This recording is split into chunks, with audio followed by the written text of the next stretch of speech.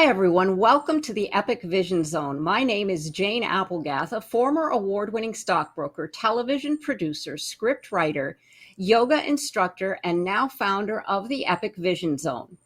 Each show, we offer you an inspiring person or message to bring you closer to your big dream by showing you how to enter the portal to your new reality where possibilities, prosperity, potential, and your epic life live.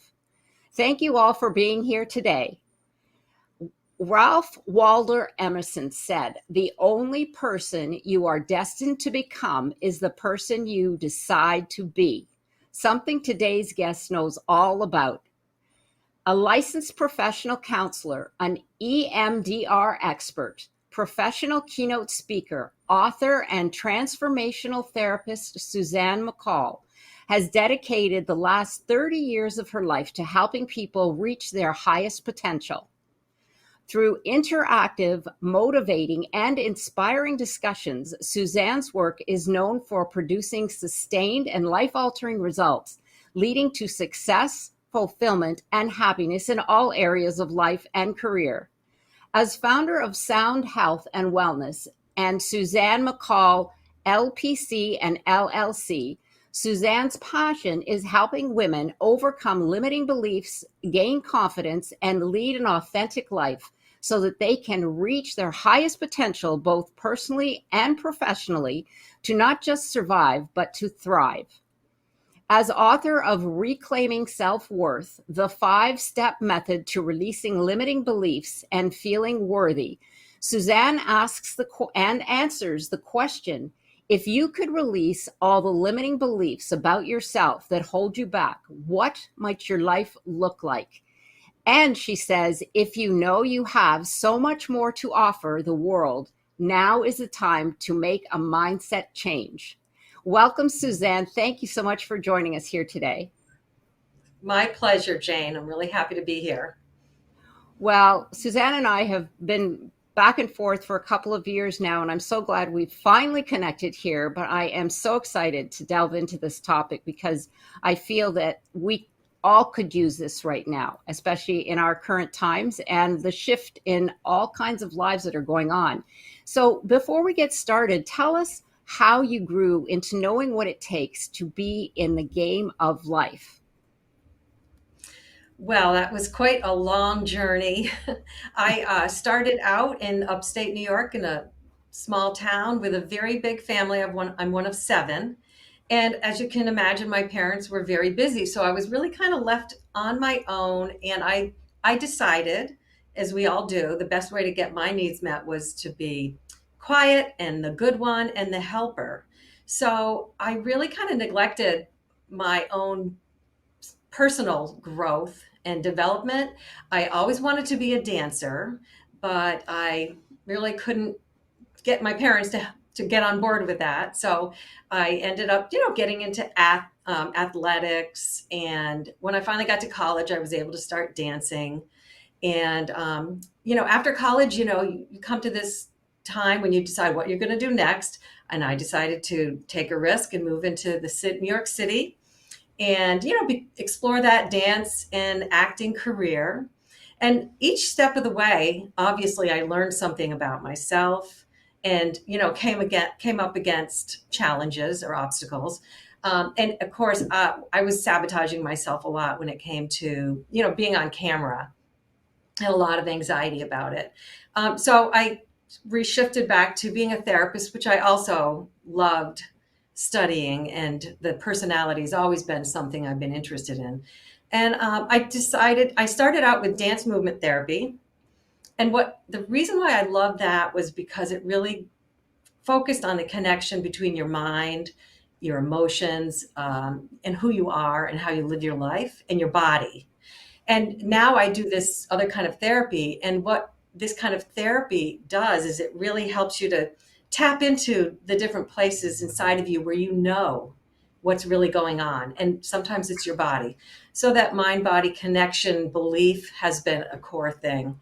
And each step of the way, I've learned something about myself, which I think is kind of what we're here for, to learn. Yeah. Yes, absolutely.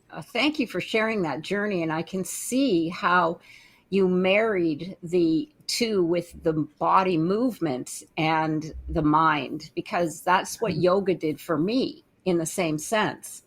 I had been in a very professional in the stock brokerage business. I've always been enamored with imagination and creativity. But Mhm. that being in the stock brokerage business was, I guess at that time, I didn't realize was out of my realm. But needless to say, I found yoga. And so I can see where the dance would come in because it's an expression. And we all, as you know, we hold our emotions in our body.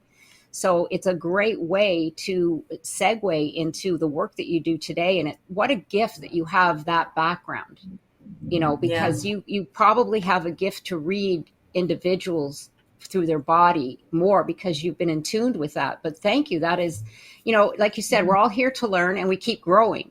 But there Yeah. was a reason you got into dance, and here you are. So overcoming doubts, what were some of the doubts that you had to overcome when shifting to an entrepreneur mindset and owning your own private practice? Because I'm sure that was a big leap.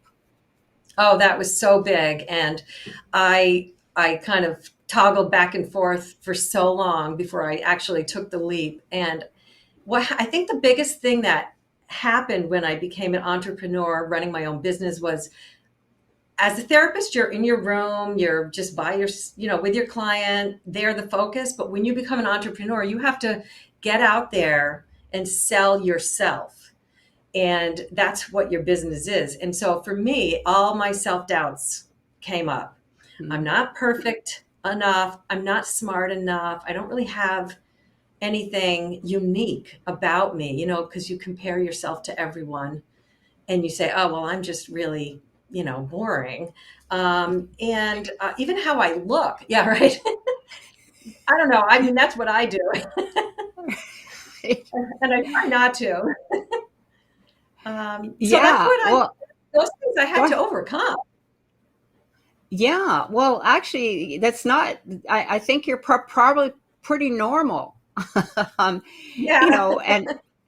and the thing is that we all come from that space. Even the great ones that are on stage or who are incredibly successful at what they do in the coaching realm, they all started from something. And I'm sure their first time in front of individuals or doing their thing on camera, they were just as doubtful, because let's Yeah. face it, life doesn't come with a guidebook or a map, and that would be really nice. That would Oh, be yeah. very helpful. but but yeah, no, I agree with you, and I resonate. And I don't know about you, but I still have doubts. There's Yeah. always something running in the background, the program. But the key is overcoming, and that's we're going to get into that. So Yeah. let's delve into. I've got something here on negative patterns. So many people aren't aware of their negative thoughts, which is true because it's unconscious. Name some Right. common negative patterns of thinking and feelings that you come across and how they can show up in our daily lives. Well, I think one of the really most interesting ones, and people don't really even, they're not aware of it, right? I'm too emotional. Like people have been told their whole life maybe that they were too emotional, and that therefore they kind of dull themselves down when it comes to what they do and how they show up. And they kind of shut down. So then they're not always clear about who they really are.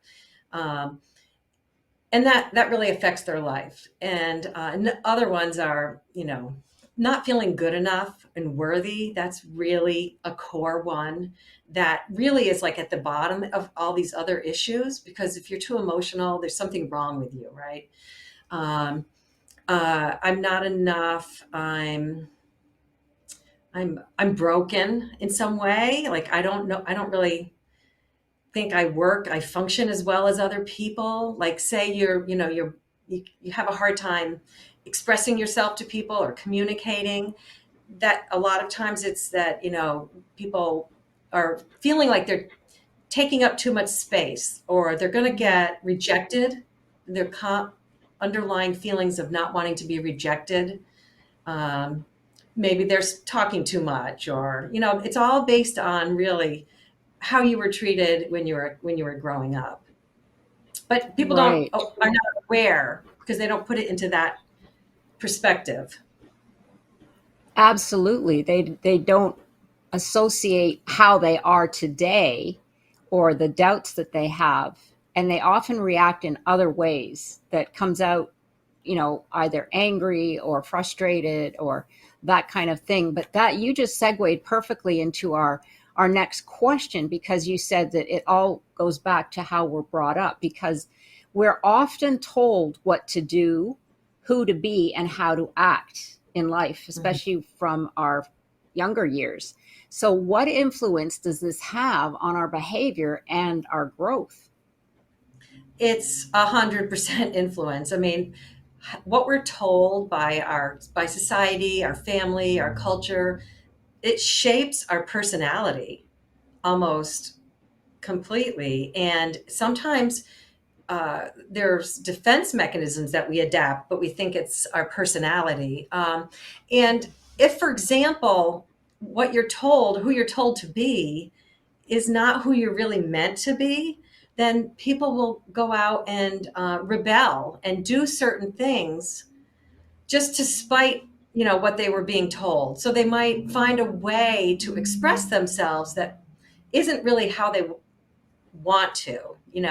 But that's what we do. We go out and we do things that are not necessarily what we fully want to do, um, until we years later get some help for it. But a lot of times people don't look back on their life and they say, why did I do that? Why was I acting that way? And when you really understand it, it all makes sense.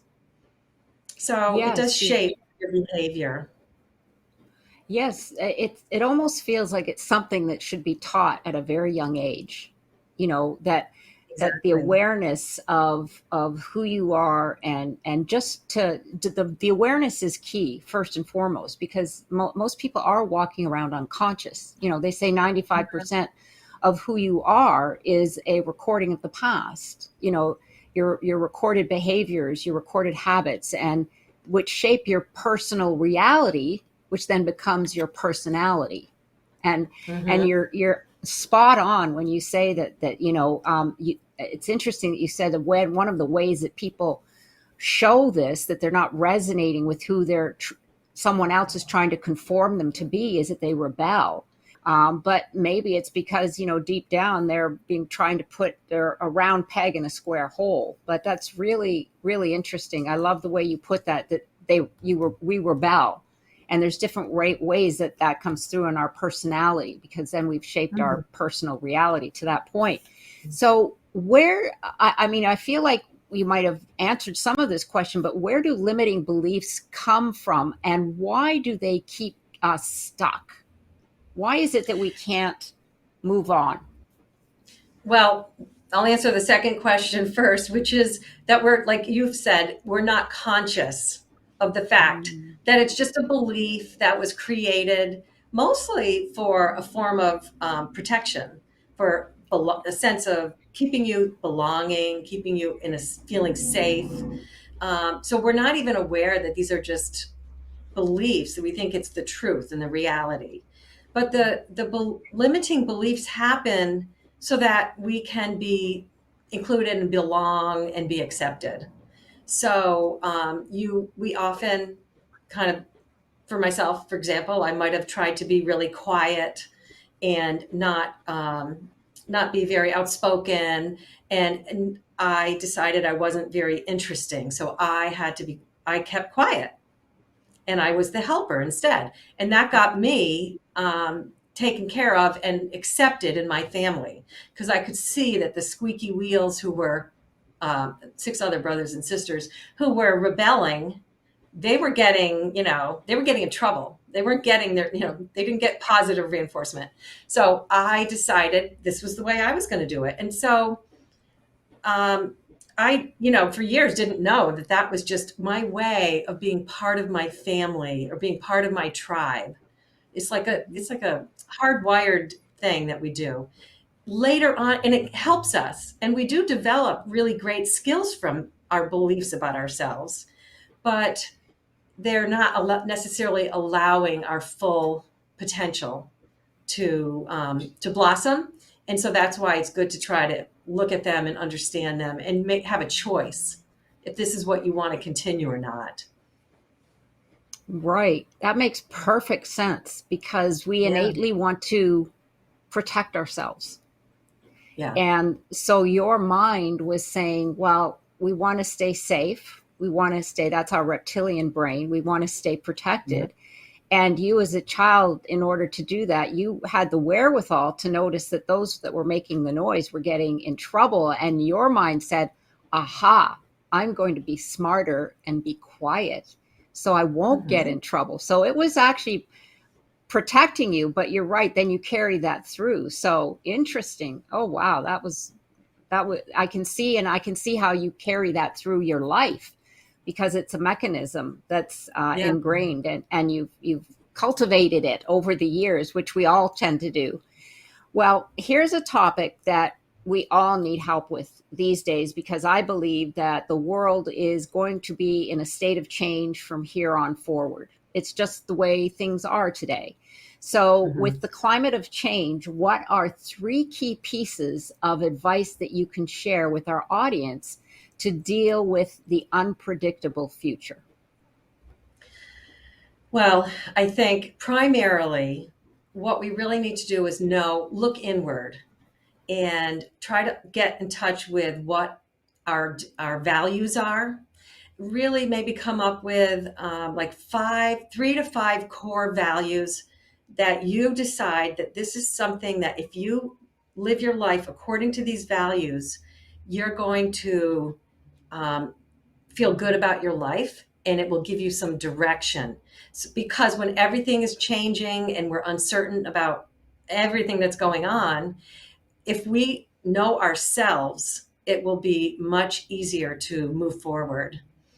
The other thing is to zoom in instead of zoom out. So zoom in to what's going on in your life in the here and now. What are the small things that you could do? What actions you could take that will go along with those values, and look at the things that are certain rather than uncertain in your life. So try to stay more in that part of your world, because if you really let yourself zooming out and get totally overwhelmed by everything that's going on, then your prefrontal cortex goes offline, you get confused, you can't think straight. You know that feeling of like there's just so much going on, I can't even make a decision. That's what happens. So like zooming in and getting smaller about what you want to do, and then keep moving forward. Don't stop. And then finally, I think what is also what I recommend is to like really connect with people, stay connected with the other people in your life, and hopefully the people who are positive and helping you to think positively, to move forward, because I think those human connections that we have really help us also to stay grounded, and that's Yes. really important. Yeah. Yeah, those are so valuable. Thank you. So, core values. Now, if Hmm. anyone has an issue determining their core values, is there anything you recommend that you could Google something? Because I know when I was first approached, this was years ago, and somebody said, write down your core values. I'm like, what the heck are those? I I'm know. like, and I wasn't a child either. I was, a grown woman that had a career and everything. I'm going, core values, Oh, I because know. being in a stock brokerage business, they don't explore any of that. They're like, here's your phone, here's your desk. Now, but back in those days, now go to it. It's like core values. Hmm. Who cares about core values? So Right. I'm just saying, is there anything that you can suggest for someone to understand what their core values are and maybe how they can determine the three that most resonate with them? Yeah. Well, I two ways. One is really if you go Google core values, you will see a whole bunch of information. And Mhm. I've done that. And everything that I've kind of looked at, I don't have one in particular to tell you to do. It really is so helpful to have the Yeah. list in front of you of what they are and to think about, what feels right, what resonates. Like, how does this feel, That's right? What are the body feeling? mhm. Yeah, Yeah. that's the way. And the other thing is, I really recommend coaching. I really Mhm. do. I think coaches are so good at helping people to come up with their core values. I know I've done that. That helped me to come up with my core values because it's not instinctive. No. You really have to get some help with it, I think. So those are my Wow, two suggestions. thank you. No, wow, we opened up a possibility there. So this is the way my mind works. It's like that would be a fabulous workshop. Determine your core values. I can help Hmm. because it is, and I know that online they have a list of a bazillion core values. So that in itself gets you Right. overwhelmed too. You start going, "Oh my God, I like them all," or "I'm Yeah, every right. all of them." But anyway, so fabulous. I just wanted to repeat those. So core value, baby steps. Don't try to eat the elephant all in one bite, right? Because Right. baby steps get you. That famous saying, "The journey of a million miles begins with one step." Did I say that? Right. Right. Yeah, that sounds very good. And I like that. right. And the third one was, oh my gosh, what was it? Well, it's really about staying grounded. Ah, So, yeah, like staying grounded. connect with people. That Right. helps you stay grounded. It helps you stay calm and feeling good. Like, Right. what focusing on what you know and what you're certain, those connections with people. And I feel like that's like a very, very important thing to do. And main, of course, going outside, getting out in nature, breathing, things like that. Yes. Yeah. That's the third one. It's like really kind of getting grounded, staying grounded.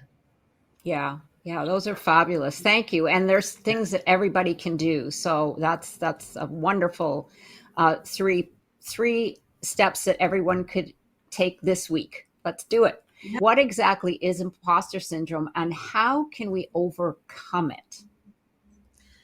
Yeah. So imposter syndrome is defined as the experience of no matter what you do and how much success you have, you feel on the inside like it really wasn't because of who you are. You feel like you're a phony and that people are going to find out if they really get to know who you are. Or maybe they just didn't see the whole picture because, you know, it's hard to be perfect. And I think when you have imposter syndrome, you think if you're not perfect, then you don't deserve, the success you have. And I think imposter syndrome, it's really a continuum in terms of self-doubt, not believing in yourself. So, we get it like when we have something new that we're doing and, we're comparing ourselves maybe to a supervisor who's been doing it for 5, 10 years. And you think you're an imposter, like now supervising people. But after a little while, you start to feel more comfortable. The problem comes is when you don't get to that place. Like there's people we were talking about this, people who are so successful and they still struggle with it. That's when you have to really go in terms of how to resolve it. You can work on this yourself. I talk about this, like how to do this kind of stuff in my book. Really kind of ask yourself, what's the negative thought I have about myself? And then track it. So track it back in your life. And when I tell people and ask people and my clients to do this, they can do it. I mean, it comes to people pretty quickly. Like they might say, I've believed this my whole life. Or once I felt really good about myself, but then in high school, I started to get bullied and all of a sudden I believed I wasn't good enough. So you Mm. track it and then you try to challenge that and you look at it from more the adult perspective. Like now that you're an adult and you're educated and you see how things really work, did you really deserve to believe that about yourself? And you try to like do some healing of your inner child. You kind of talk to that inner child, that 10-year-old or that 15 or 5-year-old, and let that person know, as if that person is still alive and still with you, because basically they are, and that everything's okay, that they didn't deserve that and they are good enough. And look at all the things in your life that are going well, and just try to really take that in, because when you don't feel good enough, when you have imposter syndrome, you're it's coming from a place that's not about the here and now. It's coming from Yeah. your past. So we have to do that inner child work usually. Right. It's about raising the vibration. Like you said, think Yeah. of all the good that you're doing or that you're going to be doing, because those limiting beliefs bring our energy down. It brings Hmm. our energy down, and to raise it up. That was when you said that. Think of all the great things you've done. That raises your vibration, therefore then raises your doubt. Your doubts go away because you're Hmm. believing in yourself. So Yeah. yeah, that was I haven't heard that before, to think of all the good things you've done. That really puts the negative into a positive vibration, Hmm. Hmm. which And is like to make it more of a positive affirmation that includes, I don't have to be perfect. I can be really successful without being perfect. And yes. that raises that vibration because all the negativity goes away. And you're And that's right, important. because really there is no such thing as perfect. It's all subjective. What I see as Mhm. perfect, you don't might not see as perfect. I mean, for me, in my world, there is no such thing as perfect. Right. Or you could Right. say everybody's Well, perfect or nobody. Go ahead. I know, well, my teachers always used to say there's no such thing as an imperfect sky. Yeah, that's true. So, we're perfect just as we are. I guess it's just however you want to reframe it. Um, that We're we're perfect in our good. imperfections. Exactly. Yeah. It's Another true. thing I just will say, one other thing is, if you imagine yourself having been really successful, like 5 or 10 years from now, picture it, really try to fill it in your mind, and then have that person speak to you now about Mm. why you're good enough and why you should believe in yourself. You're going to find that that's going to raise your vibration too. That's going to make you feel better and more positive. I love that. And then write yourself, your future self writes you a letter. Oh, I love that. Yeah. Yeah. And tells you how great you are. Yeah. Mm-hmm. Yeah. Oh my gosh. That just gave me chills. That's fabulous. I love it. Visualization and vision, future visioning. Mm-hmm. That's fantastic. Thank you for that. Mm-hmm. Well, now Yeah. we're going into something that I hear a lot of: living authentically.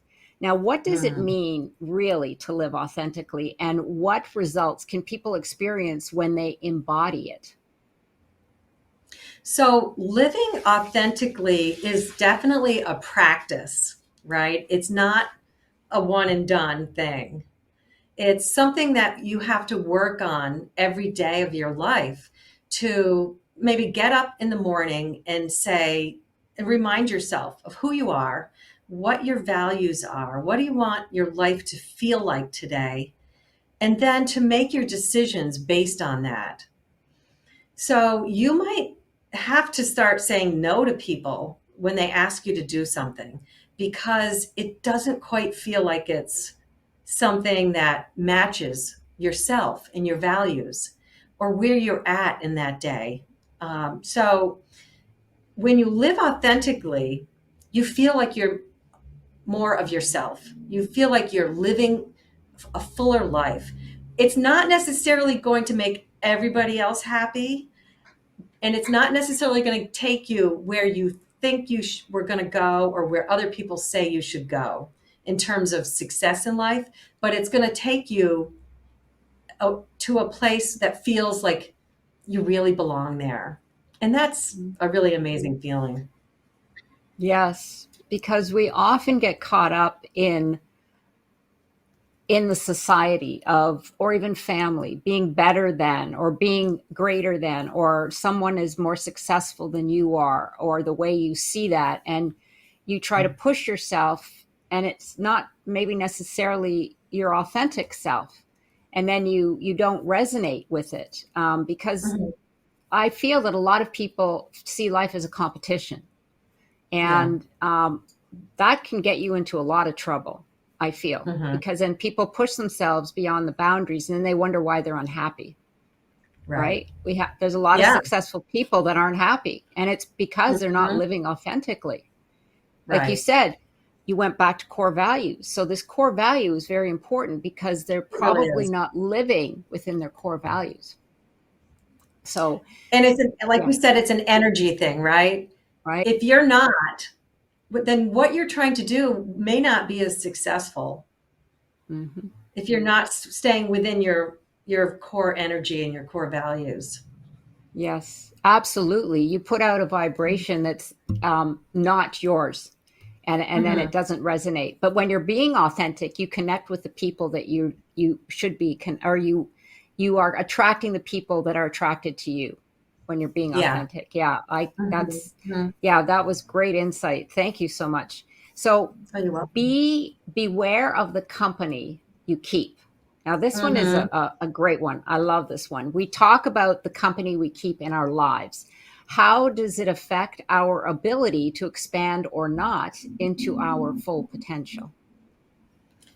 It's everything because we learn who we are and we grow based on who we're connected with and our interactions with people. We're really like we grow by finding that we're getting support from other people in some ways, you know. So if you're with people who are not open and not wanting to grow, and that's fine. That may be where they want to be, but in order to stay with them, sometimes you have to slow down your own growth and you have to Mm-hmm. turn off parts of yourself in order to be in those relationships. Um, and those relationships might also be toxic in some way. So you're not only turning off part of yourself, but you are getting hurt all the time. And that slows down. It totally slows down. You have to go into protection mode. If Mm-hmm. you can heal those parts of yourself and then choose to be around people who are more aligned with your values, and it's much more of a smooth ride. You're growing and their growth is supporting you, and you're learning from each other and supporting each other, and your life can change completely. It can just feel really good. Like there's no Yes, obstacle. Yeah. absolutely. I mean, when you're around people that you resonate with, you feel energized. I Hmm. always say I love to be around people who challenge me because that's my Hmm. personality. I love to grow, I love to learn. That's one of the passions that I have for doing these interviews, because every time I speak with someone like yourself, I learn something. And Hmm. I love the knowledge that everyone shares, and the worthiness that they provide for the world. So you're absolutely right. But when you're with people who are downers, they Hmm. bring your battery down, and it's all, it's almost contagious. It's just like if you walk into a room and when there's something bad that's happened, because it's like, Yeah. whoa, or you Mhm. walk into a room and all of a sudden everybody's ignited and excited, and that's because there's something going on, and it's exciting. So yes, I think it's very important. I call it the mind diet. You have to be aware of Mhm. who you're with, what Mhm. you read, Mhm. and what you listen to, because it Mhm. all affects our perceptions and our reality. So yeah, I Exactly. love it. Like that. Wonderful. Yeah. Well, just like there's a body diet, we really need to have a mind diet.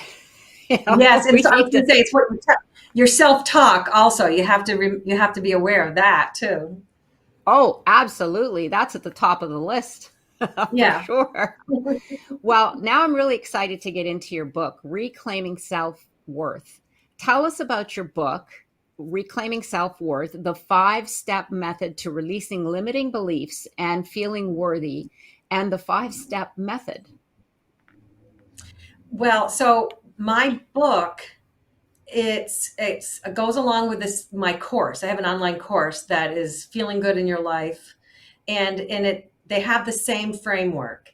And this framework that I use is it comes from the training that I have as an eye movement desensitization and reprocessing therapy therapist. And it's all about first of all, let me just tell you, it's build, right? The acronym. So B has to do with believing that things could be better, that you could feel better. Like just finding and thinking about a time in your life when you did feel better, when you had that feeling of energy and the high vibration and that excitement that just was there.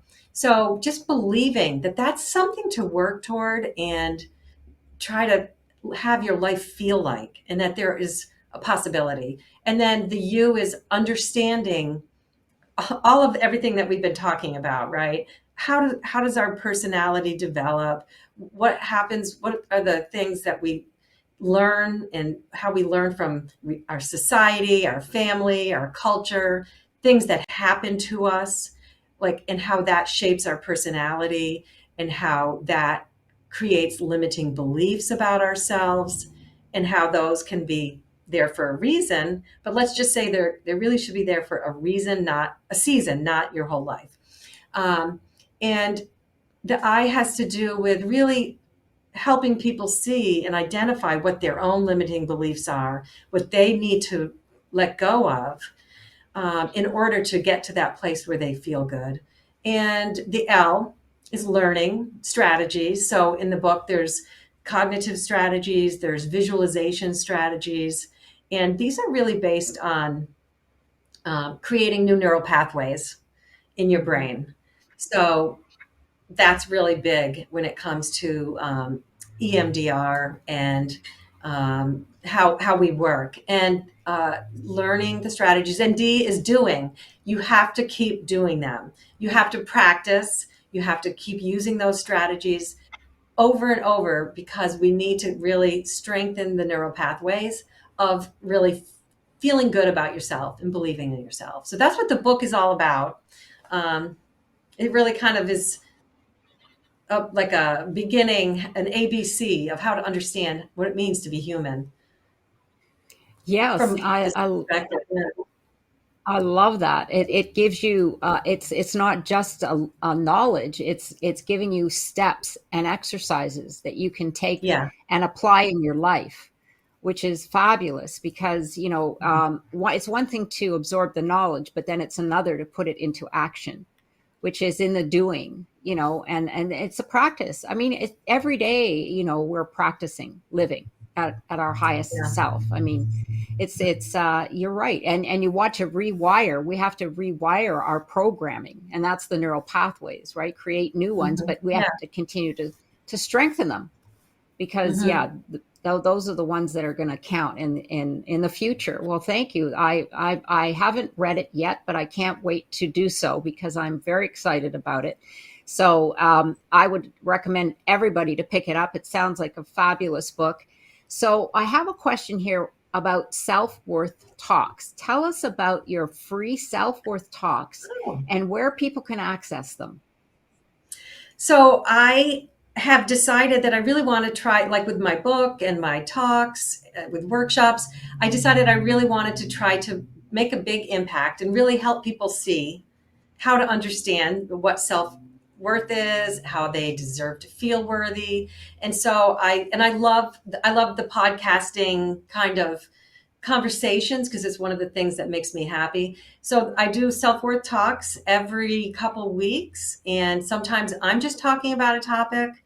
I think one of the topics was alignment, setting boundaries with people, and then sometimes I interview somebody about it who's like an expert in a specific topic, and we really try to look at how your feelings of self-worth are coming to play. For example, when it comes to communication, there's one coming out, soon about communication with an executive coach who works in that field with people. So really trying to blend my way of looking at things with different things that everybody goes through on a daily basis. And they're on Instagram. We post them on Instagram, LinkedIn, but mostly Instagram. Yeah, Suzanne McColl LPC is my Instagram handle. So you can go on there, follow me to be notified when new ones are coming out. Right. So tell us now, Suzanne, about your classes and session work. So I have different offerings. I do a lot of one-on-one work with people where we really go deep and get into what's going on with them in the here and now, resolve it, all this stuff from the past, and they just naturally transform to feeling good about themselves.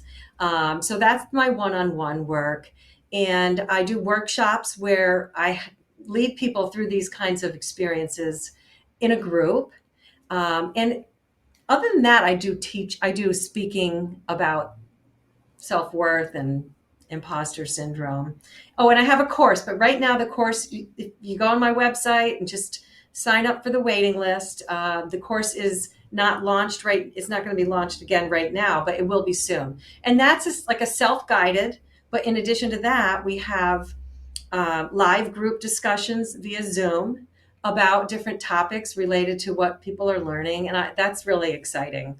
So there's a lot of different ways that people can, find to do this kind of work and that I can help people.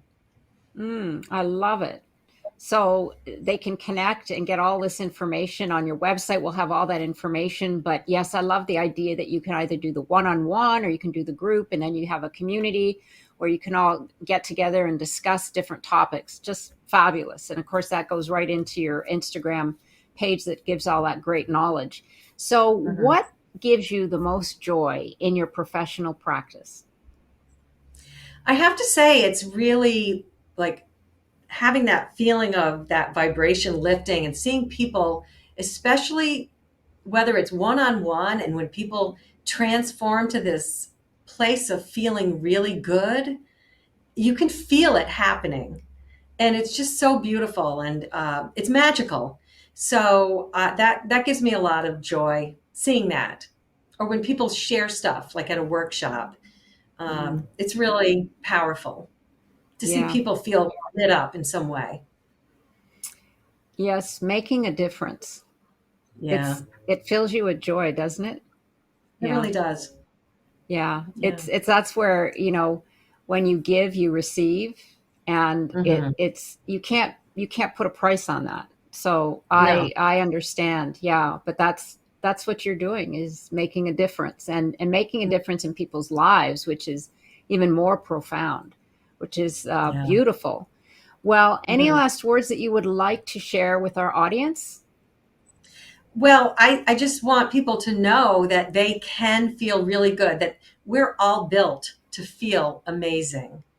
And if we don't feel amazing, it's like a brand new car, right? If we don't feel amazing, all we have to do is work on it and find that person that will help you and guide you to release all the stuff that's getting in the way. Because then you're just naturally going to feel good once you get rid of the stuff that doesn't serve you anymore. So I want people to know that they shouldn't settle for Hmm, feeling okay. Yeah. I love that. Never settle for okay. Just dump the Exactly. baggage already. Yeah. It's too heavy. You don't need to carry it around. Oh my gosh, that's perfect. Yeah. Well, because we're here on the Epic Vision Zone, I have one last question for you that I ask all our guests. If your life were an epic story, what would the title be? Oh, I think it would be something like, small town girl finds magic in her life because I Mm, feel like so I want to say blessed with that, the fact that I have these experiences, and it feels magical. And I think it's really about our life is magical. We just have to know how to tune into it. So, Mm, I love that. Yes, our lives are magical. And you're right. yeah, It's all about tuning. I mean, it's we're like a tuning fork. That's the first thing that mhm. popped into my mind. That would be great. I'm sure I know there's lots of different spiritual instruments that, find out what your vibration is and whatever. But yes, absolutely. I love that title. Thank you so much. Well, You're thank you welcome. for all sharing all of your knowledge and your brilliance here with us today, Suzanne, and for joining us. And be sure to check out Suzanne's website and more at SuzanneMcCollLLC.com. And like I said, you will find all of her contact information on the Epic Vision Zone bio page. And be sure to follow me on Instagram at Jane Applegath. And don't forget to reach out to me at janeapplegath.com, where you can access your free download, The Keys to Your Dreams. I look forward to connecting with you. This is the Epic Vision Zone, transforming your dreams into epic success.